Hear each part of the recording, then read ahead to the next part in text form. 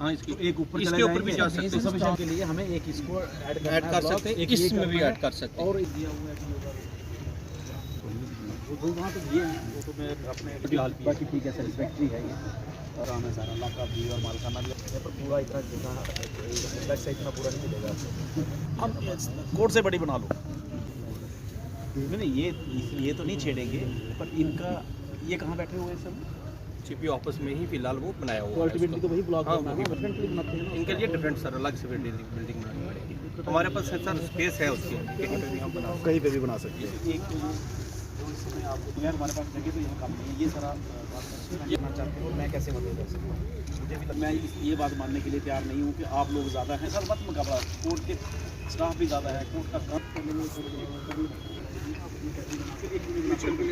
हमारा main plan है A B C 3 part, 2 court यहाँ नीचे 2 कोर्ट सेक्शन कॉरिडोर ये करना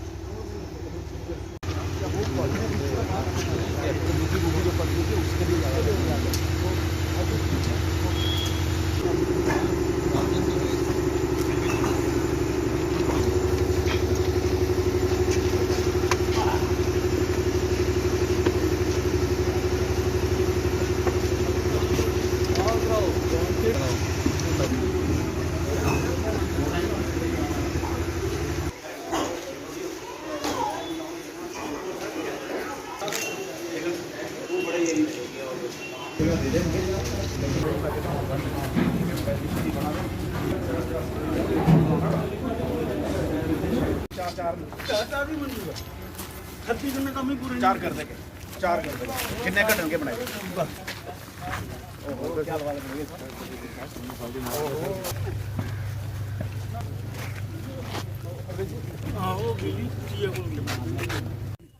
सारा ठीक होगा, बस दुआ करो कि बढ़िया तैयार हो जल्दी जल्दी ऐसे पीछे रहिए। ठीक है सर।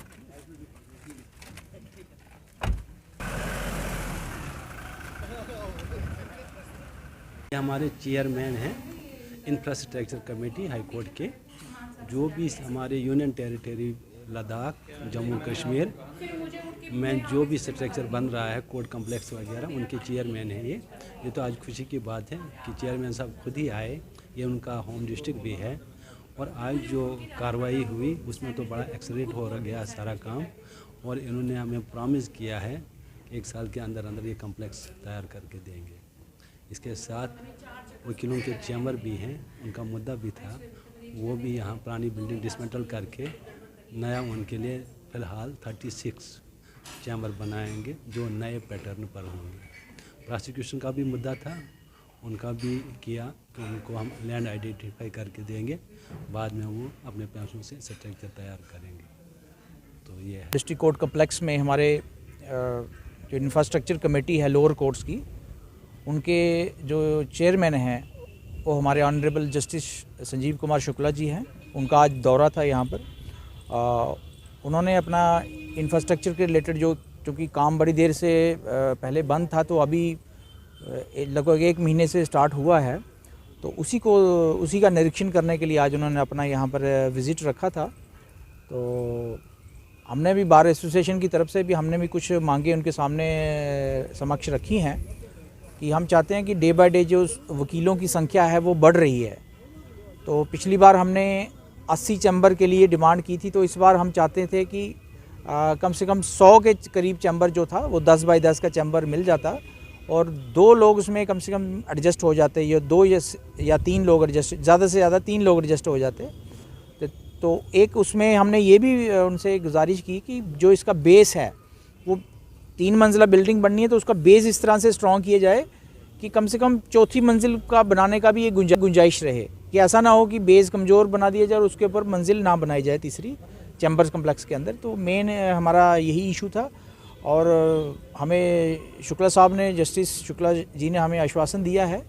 कि जो बेस्ट पॉसिबल होगा वो इंफ्रास्ट्रक्चर के रिलेटेड वो हमारे लिए करेंगे। बाकी इसमें उन्होंने एडमिनिस्ट्रेटिव जज की भी बात की है, वो हमारे श्री विनोद कौल चटर्जी साहब हैं, उन्होंने कहा आप उनसे भी बात करें, उनके भी नोटिस में लाएं कि इस तरह की लॉयर्स की चैम्बर्स की जो डिमांड है